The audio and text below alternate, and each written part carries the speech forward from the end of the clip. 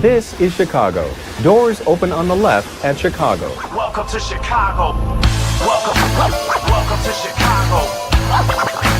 Welcome to Chicago. This is Chicago. Doors open on the left at Chicago. Welcome to Chicago. Welcome to Chicago. We are live from Casa Humilde Cerveceria in Forest Park, 7700 Madison. And it's a lively crowd. Every table is jam-packed. Every stool is got a butt on it. Pretty much. Food is being slanged around. Beer is being drunk. Yeah, beer's being drunk. It's flowing. It's flowing. Yeah. Where's your beer, sir? It's over there. I got a picture over there. Yeah. I've been doing some audio stuff. There you go. And you know what? The Bears are tied 10-10 with the Los Angeles Rams. I got Ivan from the Tape Never Lies to my left, your right. I got JC Fantasy Football on my right, your left. I am Big Z from True Chicago Sports Fans in conjunction with TTNL tonight. And Los Angeles Rams 10, Chicago Bears 10. Some points left on the floor in the first quarter by Ben Johnson. Look, I like the aggressiveness at times. I really do. But in this situation, you take those points. You take those points and you go ahead and allow your defense to do what they've been doing. And to be honest with you, the defense has been a pleasant surprise in the first half. They've been stepping up tenfold. Like the offense seems to be struggling a little bit, especially when it gets down into the red zone. But the defense just seems to be answering the bell time and time again in that first half. Now, if you could just get past yourself, Ben Johnson, at times and take the points, you could be up 13-10. You could be up 16-10. Again, you got to be able to balance that aggressiveness with a practical type of decision making. And I felt like that, especially that first decision, would go for it, and you don't convert. You don't pick up points. You throw an interception. That is deflating. It's exactly as deflating as that Packers game where you get down there and you snap the ball between your tight end's legs. Oh my God! It's exactly the same type of deflating moment that was then. So for Ben Johnson, just get beside yourself someday. Put your pride aside and take the points when it's given to you. Definitely, we should be up 16. The 10 at the moment. At the least. At the minimum of 16-10. Cairo nailed that last kick, which means he could have made that 50-yarder that they went for it. So, right now we're looking at total yards, 210 to 148, passing yards, 155 to 123, all Bears. Rushing yards, 55 to 25, all Bears. So they're shutting down the running game by the Los Angeles Rams, which is what you talked about, exactly, is being key to this game. Yards per play, 6.4 for 4.4 for the Bears. First downs, 11-9 to the Rams. Third down conversions where we need to work on. We talked about that. The offense 3 for 8. stay on the field. The defense is doing their fucking job. I'm sorry, they are. They're doing their job. The offense needs to be able to stay on the field. That second drive, they had 0 runs after they ran the ball. The first couple of drives, they ran the football. They end up getting the touchdown from DJ Moore. They get the stop, and then they go 4 passes and 3 and out. Or 3 passes, you're out. Go punt the ball. Why did you get away from it? Where's the rhythm? Where's the rhythm? Exactly. And to be honest with you, we were talking. I even asked JC. I asked you. I was like, does it look like the Rams' defense is tired? They're very tired because it's hard to breathe in that cold weather. Yeah, I was going to say it's either they are tired or they are freezing and they are not getting the air that they need. Well, I hope we shut down their heaters and hopefully something. I hope the air conditioning is on in the locker room right now for them. Malfunction. Yeah, there's a malfunction. Or their heavy coats get way too close to the heaters, or they get wet. First of all, those heavy coats during timeouts. It's a waste of time. For 30 seconds. It's a waste of time. It's a waste of time. They're over there throwing them on them, taking them right off. It's like, come on now, this is too much. I want to talk about that lazy penalty that the NFL called. Unnecessary roughness. That is a football play because the play's still going on. He shoulder checked him. It wasn't egregious. He was running right into him. They were going right into each other.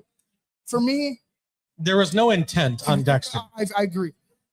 for me, with Dexter, and I've been critical with Dexter with these types of penalties and this like type of selfish type of play when your head needs to be in the game. Don't commit something that's going to get you 15 yards and you're screwed. Yeah.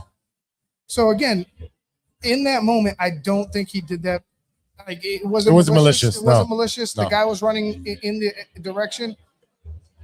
I don't know how he does anything different. Like, if he stops, he still runs into him and knocks him down. Like regardless. So I don't know how that is ruled or it's corrected in the offseason or by the NFL referees. has made a lot of messed up calls this week. But there has been calls that haven't been shown at all. The hands to the face, hands to the face, Caleb, on that first strike. Yeah, but then we ended up hitting Stafford. Yeah. Well, okay. So we're gonna call it a makeup, but regardless of that, the officiating has been atrocious. It's been spotty at best. It's been atrocious. We saw yesterday's game where that interception when the guy was already down. Yeah, we'll talk about that later. Because I know we're not limited on time. Yeah, with catches, it's process of the catch. You got to finish it up through. So there's a lot of things with that. But as far as the penalties that were called and not called here,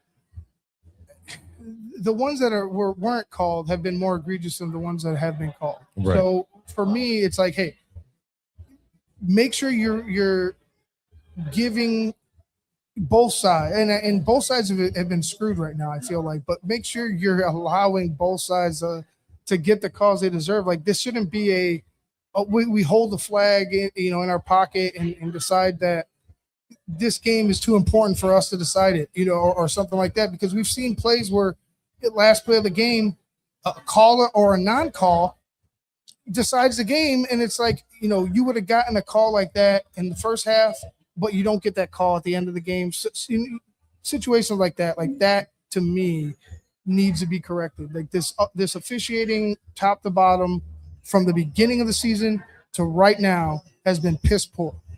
JC, what are the corrections or adjustments that need to be happening in this second half for the Chicago Bears? I mean, right now the defense is playing its ass off. Let's talk about the fact the corner blitzing is absolutely 100% disrupting Matthew Stafford.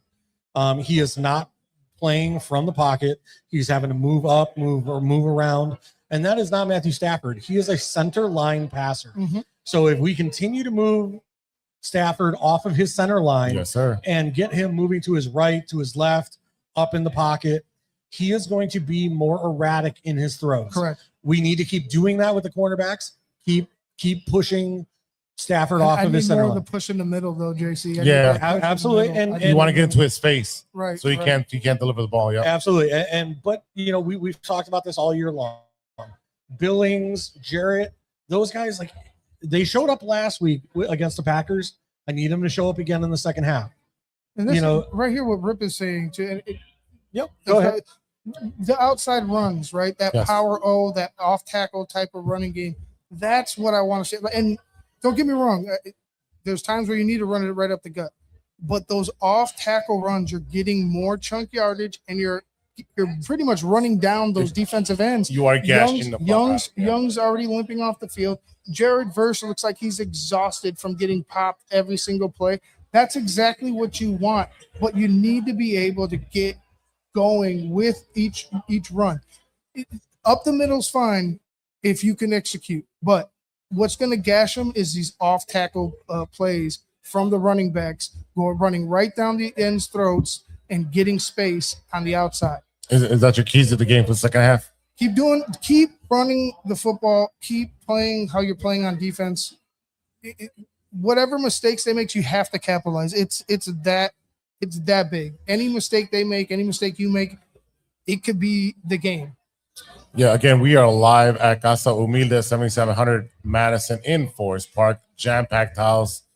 We got a bunch of new friends and subscribers, a bunch of people that are new to the show. We got friends from Germany. Yeah, Hans in the house and Detlef. What's up? What's going on? There we go. Yeah, I had my coworkers here. I got my high school friends. I got E-Rocks in the back. Yeah.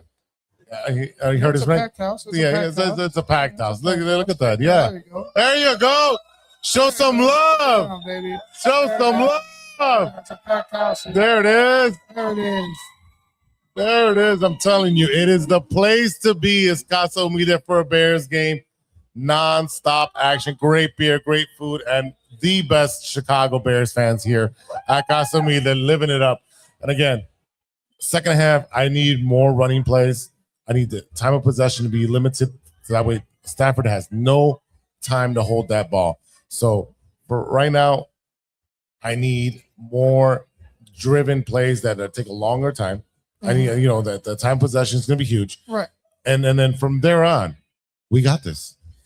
You know what? There was a play to Monungai. It was like a swing pass. Like, I would love to see more of that put into our playing style. Oh, when the blitz came in and he just threw it out to him? Yeah, a little dump. Yeah, Little it was a little like DJ Moore through the backfield, misdirection. DJ Moore takes it upfield where Monungai swings out into the flat. To me, like, those type of plays always seem to be open for us.